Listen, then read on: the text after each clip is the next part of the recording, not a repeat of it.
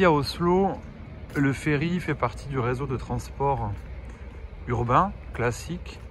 Il est intégré dans la tarification zonale et il permet de se rendre sur les différentes îles, dans les fjords, avec des fréquences de départ de ferry qui sont relativement importantes, avec plusieurs lignes intégrées dans le réseau qui s'appelle Ruter. On peut le voir ici, une autre ligne. Et là, comme nous allons le voir devant nous, un ferry qui s'apprête à accoster et qui amène des navetteurs au centre-ville d'Oslo. Navetteurs qui très probablement arrivent d'autres communes.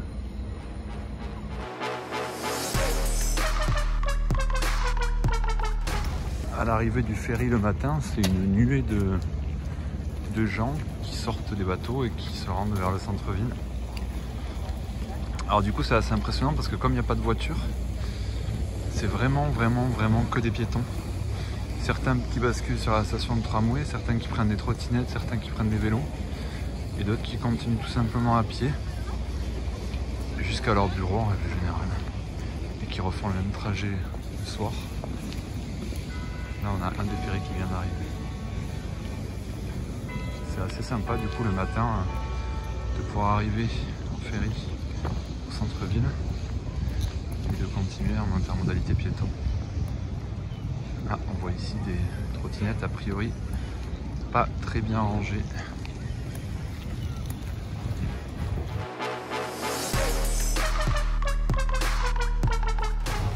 Alors là on va utiliser le ferry. C'est un mode de transport cité ici pour traverser. Plutôt hyper confortable.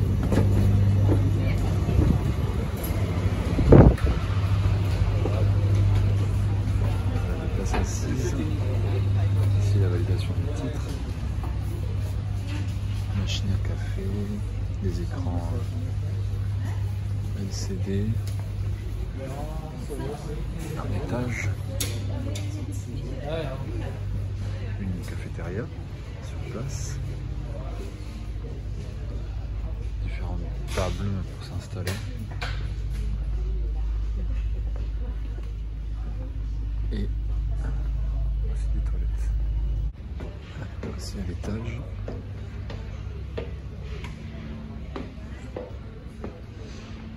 L'étage est vraiment sympa parce qu'il y a pas mal de petites tables.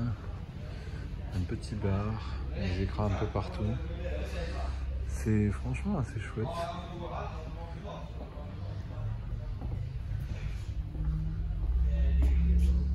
C'est vraiment sympa.